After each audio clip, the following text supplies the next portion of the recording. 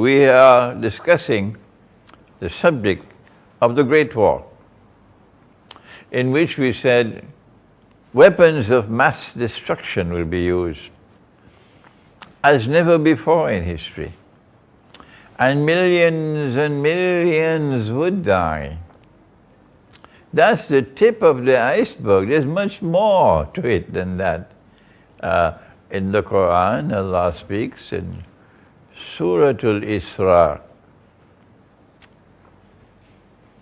and He says, بَعْدَ أَعُوذُ بِاللَّهِ مِنَ الشَّيْطَانِ الرَّجِيمِ. I'm quoting the Quran for the first time. وَإِن مِّن قَرْيَةٍ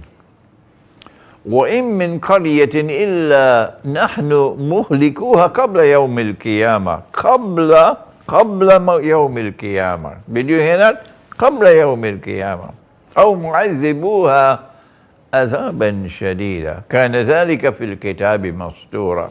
And there will not be a single town or city which will escape. The Quran is speaking about a great destruction of every town and every city.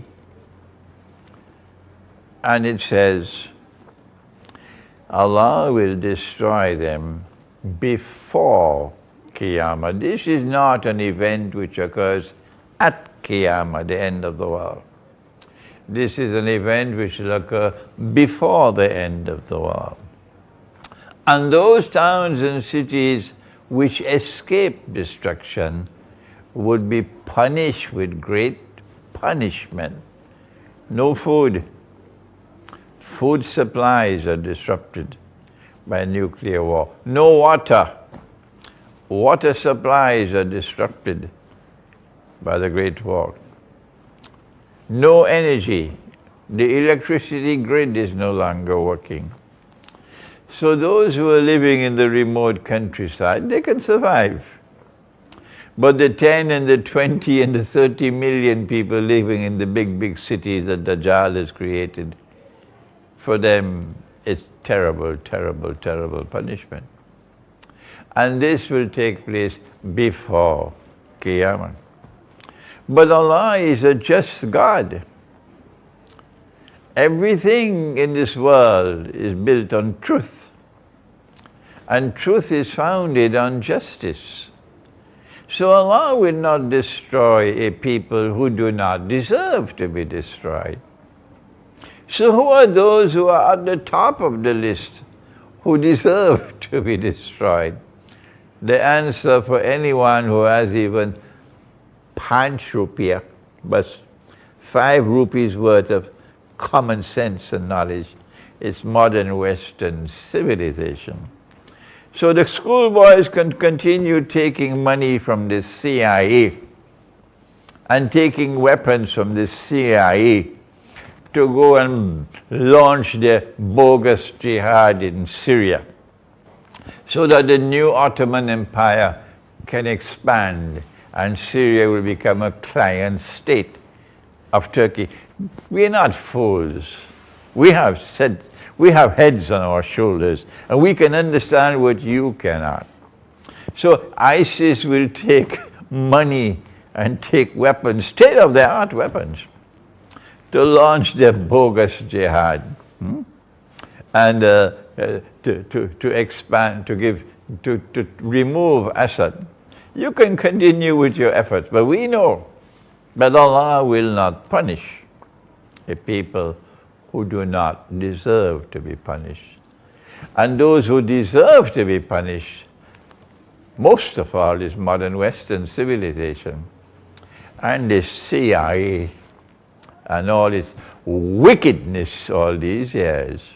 And the clients of the CIA in our midst, who support the CIA, like Saudi Arabia and like Erdogan in Turkey, support the CIA with all this massive intervention to topple the government of Syria.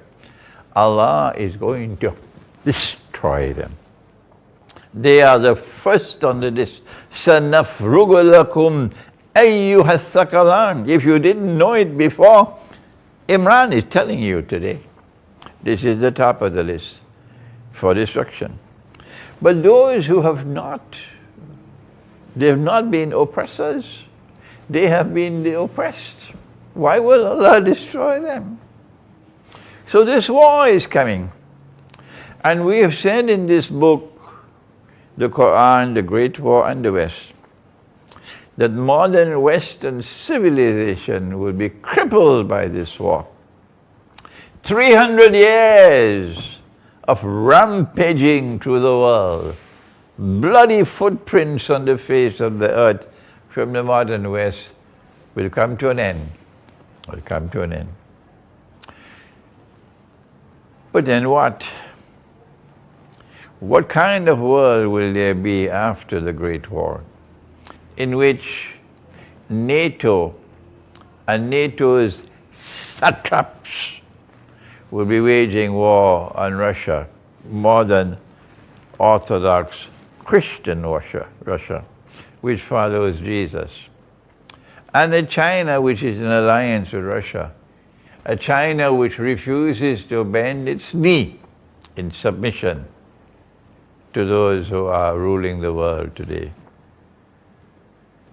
Their plan is to provoke the big war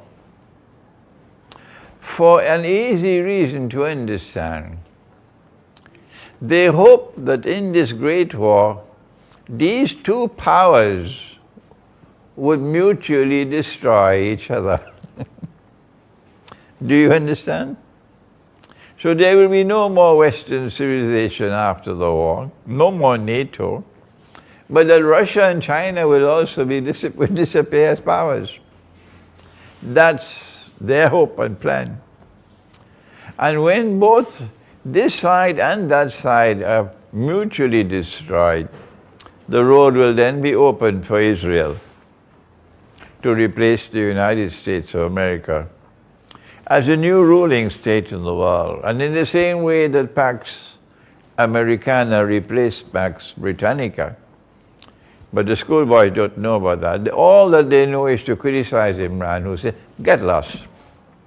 In the same way that Pax Americana replaced Pax Britannica, similarly, Pax Judaica will now replace Pax Americana. This is their planning. What is Allah's planning? This is what we need to explain and understand. How should Pakistan respond to the Great War? There is an ominous warning in the Quran. Don't go for guidance in someone who is getting dreams and visions. Don't go to the political analysis from the universities. Don't go from this one and that one and the other one to get guidance. Where do you look for guidance? Pakistan? Where? The answer, of course, is in the book of Allah, the Quran. And if you don't have scholars who are capable of going to the Quran and locating in the Quran that which explains the great war that is coming, that's sad. But I'm sure you do have such scholars. Maybe you're not listening to them. So I'm here in Pakistan for the first time in many years to share with you, as gently as I can, an explanation of Pakistan and the Great War. Allah warns in the Quran, إِنَّ اللَّهَ لَا يُغَيِّرُ مَا بِقَوْمٍ حَتَّى يُغَيِّرُ مَا بِأَنفُسِهِمْ.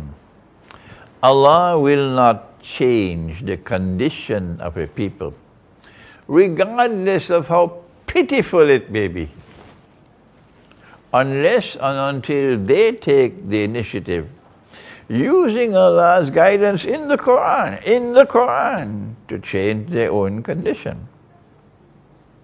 So if Pakistan is to prepare for the Great War, is it not simple to understand that your preparation for that Great War must commence from the Quran?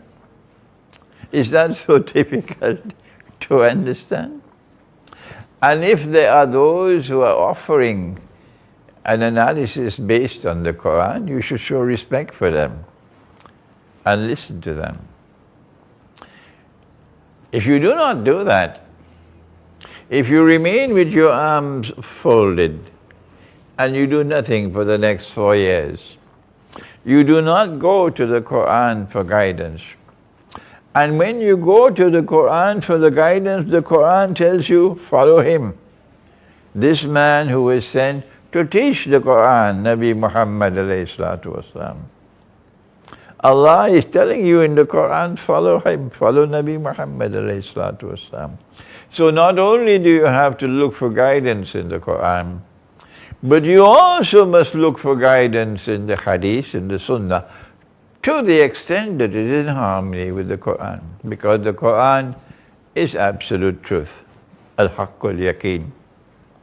The Quran is absolute truth. Al-Haqqul Yaqeen. And nothing else shares that status. So it should be elementary for you to understand. They will never understand it in the Darul Uloom. That's why I'm leaving them, I'm moving on. They will never understand it. But for you it's simple. Since this is absolute truth, and nothing else shares that status, the Quran must sit in judgment over the Hadith. If the Hadith speaks about Ghazwatul Hind, for example, which is now a matter of importance for Pakistan in the context of a war which is coming, you do not simply accept the Hadith on Ghazwatul Hind, or a war which they interpret as a war in which Pakistan will defeat India. Muslim Pakistan will defeat Hindu India, and Muslim Pakistan will then rule over Hindu India. If this is what it says, this is their interpretation. Of course, at the time of the Prophet ﷺ, Hind was not India. Hind was this whole subcontinent. But never mind. That's their thinking. The Quran must sit in judgment over the Hadith. And when the Hadith is in harmony with the Quran, we accept it. But we have to check out the Hadith and do the intellectual work, the research work, to see whether or not the Hadith is in harmony with the Quran. That's not a work for schoolboys. No. And I'm inviting Pakistani scholars, inviting you to take a look at this Hadith about Ghazwatul Hind, because it seems to have captured the imagination of many people, including scholars. And it is pivotally important. You have to address it. Is this Hadith in harmony with the Quran? That's the homework which has to be done. Now then, if a great war is coming, what are the implications for Pakistan? Thank Allah that Pakistan has not betrayed the Quran. And Pakistan is not a member of NATO. Thank Allah for that. Let the sheep and the cattle and the goats and the camels stay with NATO. But we are not a part of NATO, and we thank Allah for that. But I want to share with you my view that not only would the world of Islam not be participating in the Great War, only those satraps of the West will be joining in that war, not the rest of the world of Islam, confirming what the Prophet said, and whosoever joins with them belongs to them, not to us. وَمَنْ يَتَوَلَّهُ مِنْكُمْ فَإِنَّهُ مِنْهُمْ إِنَّ اللَّهَ لَا يَهْدِي الْقَوْمَ الظَّالِمِينَ. Surah Al-Ma'idah. I therefore want to make this first statement. I do not anticipate the world of Islam participating in the Great War. It's a war between the West and Russia and China. And those who are supporters and clients of the West will be joining in the war. What is Pakistan's role? I am in Pakistan because I don't see the last shower of rain, scholarly rain, coming from Turkey, which is comfortably in NATO, and nobody is making an effort. Nobody is making an effort to condemn it. I don't see the last shower of rain coming from the Arab world, where the oppression is intense. No people are suffering more than our Arab brothers. Their governments are oppressing them. You have a beard, you're in trouble.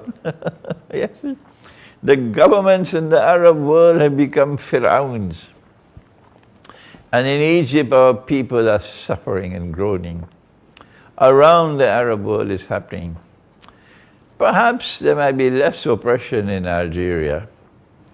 But oh yes, the people of Yemen are suffering. Oh yes, they've been suffering for 7 years now. And despite that, there are sheep and cattle and goats and camels who have respect for Saudi Arabia.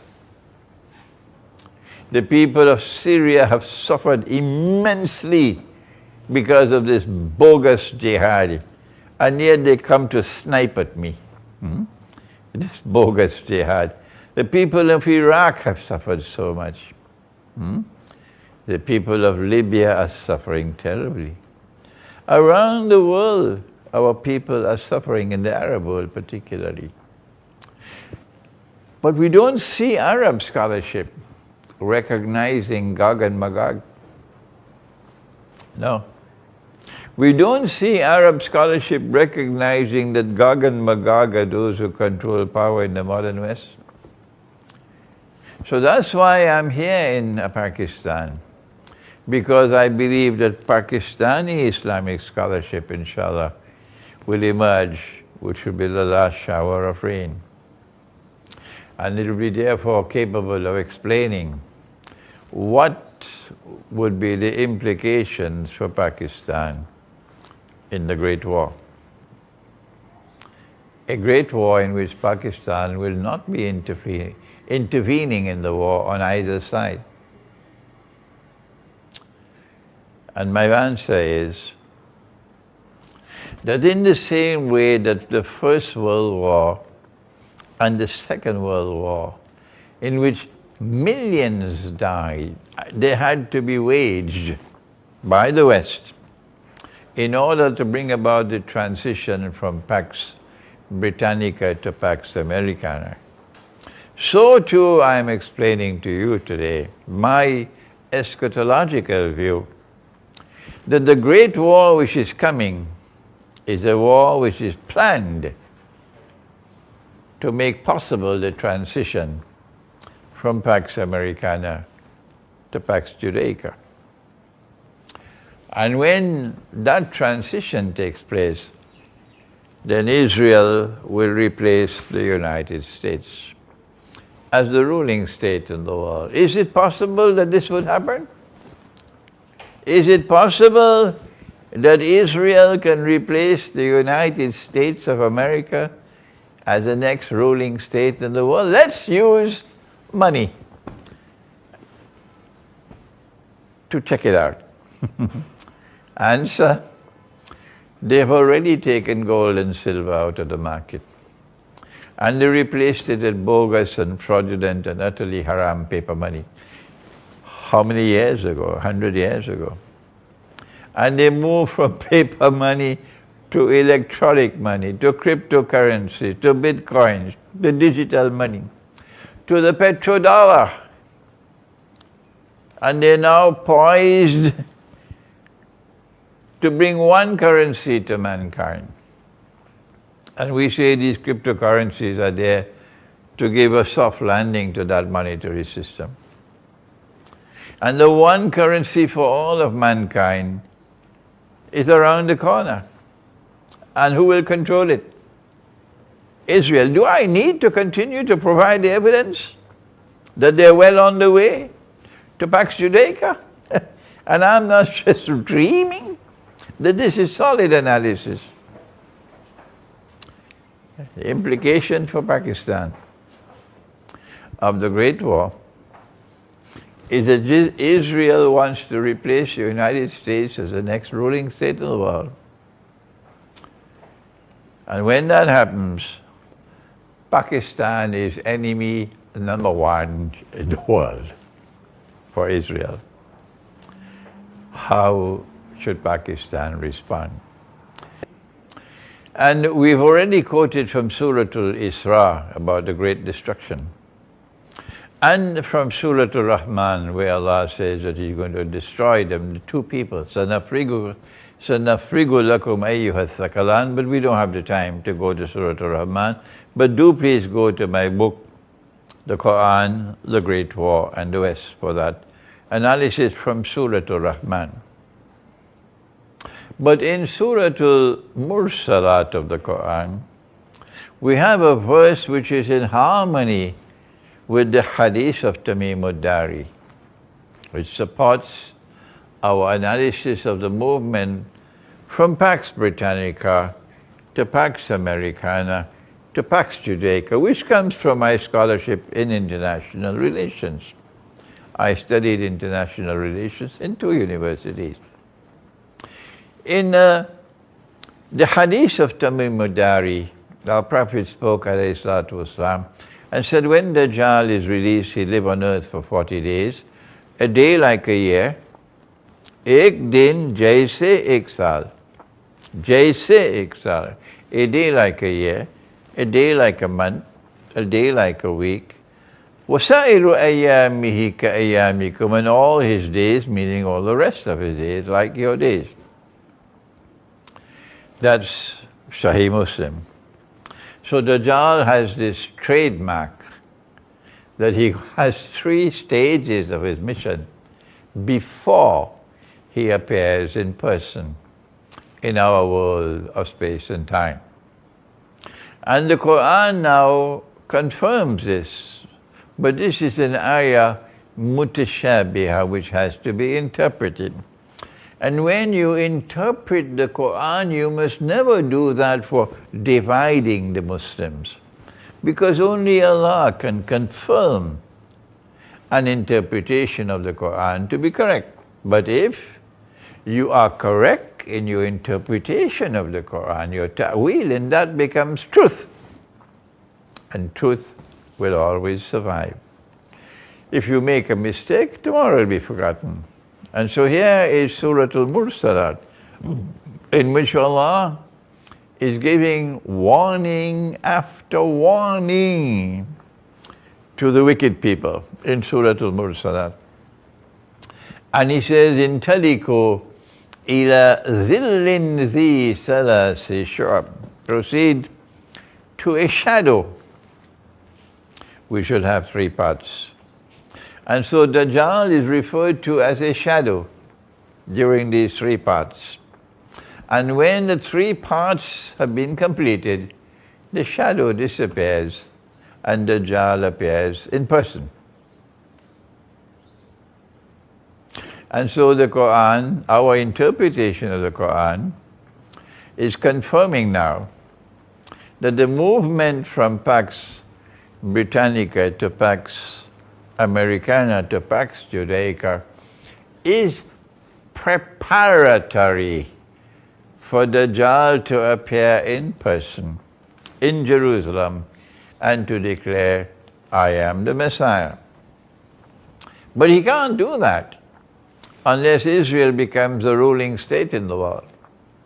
And the ruling state in the world is a state which cannot be threatened by any rival or any combination of rivals. And that is where Pakistan poses a problem. So the Zionists would say to you, for us, the greatest danger comes from Pakistan. That's what the Zionist will say. Because he realizes that the Great War is meant to destroy mutual destruction. And in the post-Great World War, Pakistan is the greatest threat. Why? Not only because the Pakistani people will never submit to Israel. You wouldn't find Pakistan at this time ever joining NATO. Not not Pakistan. You find that in Turkey, but not Pakistan. That's why I'm in Pakistan. Pakistan is not going to enter NATO, join NATO. Pakistan is now moving away from Washington. After the leaders of Pakistan have betrayed the truth for how many years, finally a leader has come to Pakistan who has said, we will not fight America's wars for America anymore. Yes. Thank Allah that age of darkness is now going, when this country was a chamcha of the United States. Chamcha of the United States. No, Pakistan is now correcting itself. And the Pakistani people are not only showing this backbone of resistance to Western oppression, to the Western oppressor, and to Israel, but more than that, Pakistan has become a nuclear power. And the Pakistani nuclear weapons have the capacity to reach Israel. Oh yes, I won't tell you how. I know that. I won't share that with you. The Pakistani nuclear weapons have the capacity to reach Israel. And so, what will happen to Pakistan in the Great War? This is my analysis, and you must never accept my view unless you are convinced that I am correct, because I am a man who makes mistakes. And I have to correct my mistake. Alhamdulillah, that once I recognize I've made a mistake, I hurry to correct myself. I don't hide it. I believe that Israel has already planned it. That as soon as the Great War begins, Israel will launch an attack on Pakistan. And Israel will have the support of Modi's India, not India, Modi's India, and the support of NATO. NATO will be back again in Afghanistan, and Modi on the right side in India, and Israel from the sky. And the purpose of the attack on Pakistan would be to denuclearize Pakistan. If I am wrong, tell me what's right.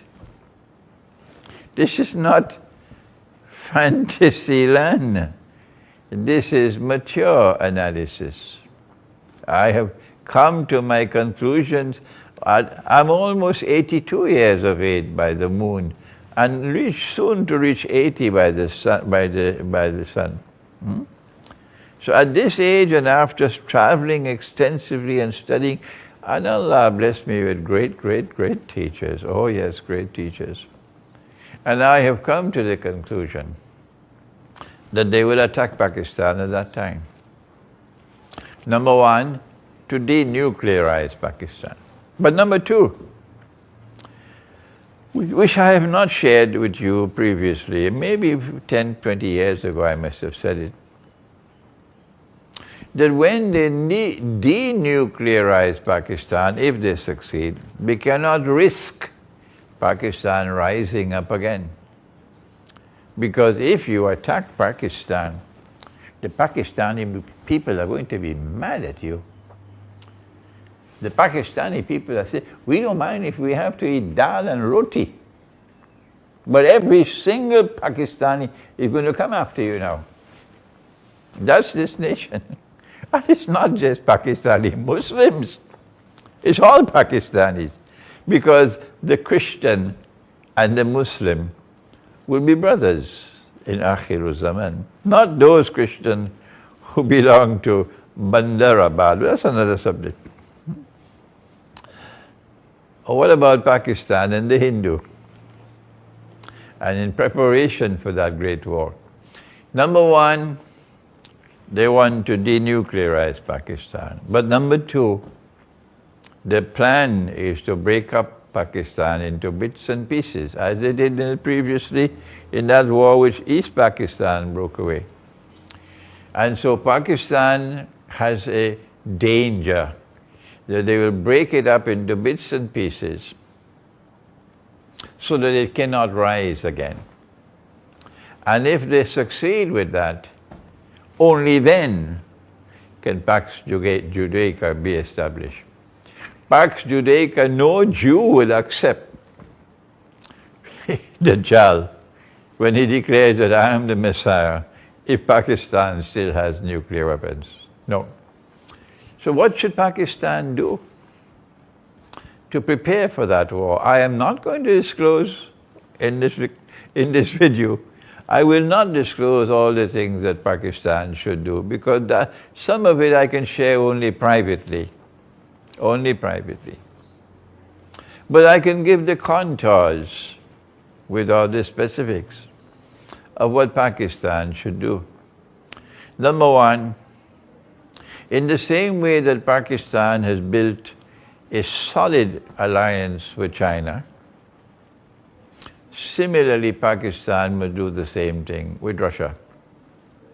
And I don't think I have to convince the Pakistani people of that, because they already understand that. There will be no people opposing this view. What do you need to do in order to establish an alliance with Russia? Well, you have to stop sitting on the fence. Iran has consistently followed a better foreign policy than Pakistan. And so Islamabad, it's time for you to wake up and have a foreign policy that is plain and clear and transparent like Iran's. Imam Khomeini pointed to Washington and he said, "You are Shaitan al-Kabir, the great Satan." So Iran is not sitting on the fence. No.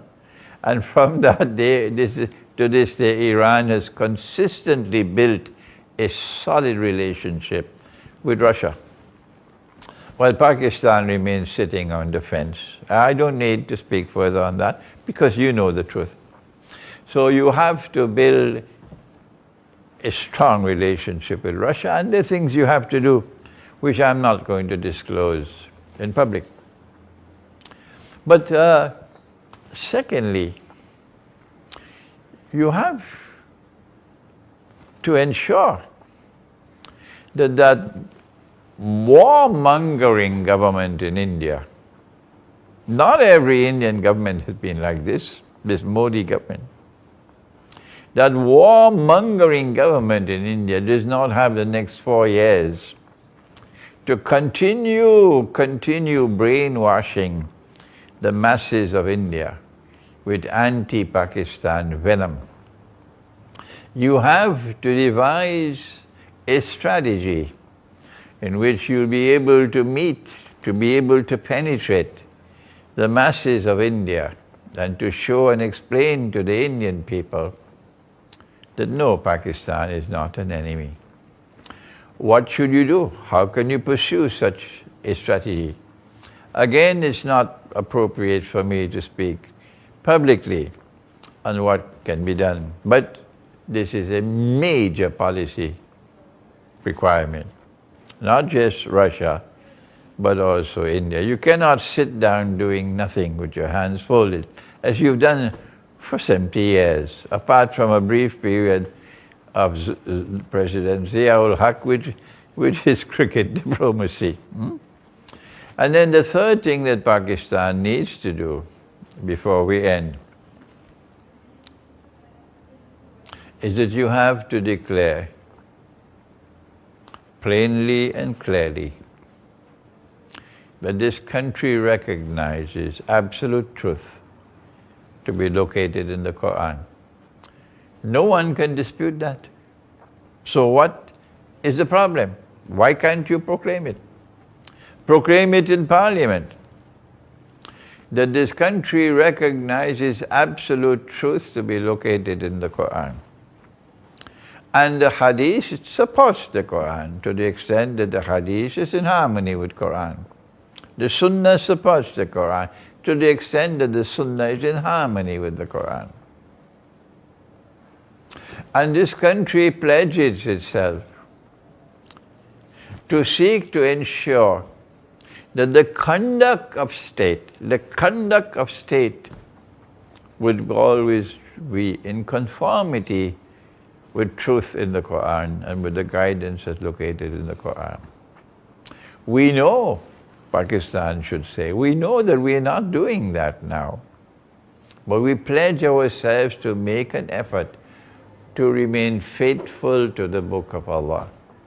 Even the secular Pakistanis would not have a problem with that. When you make that pledge, then be sincere with it. And then recognize where are the areas where you have betrayed the Quran. And then one by one you try. Not overnight, no. In a very carefully prepared way, step by step, not rushing. You try to correct your mistakes so that you can live a life, the country would have the conduct of state of Pakistan would be in harmony with the Quran and not in conflict with the Quran. I wish I could be more specific, but it would be counterproductive if I were to give all the details. I prefer to do that in private. We pray that Allah subhanahu wa ta'ala may grant that from this land may emerge a people who remain faithful to Him. Thank you. Wassalamu alaikum wa rahmatullah.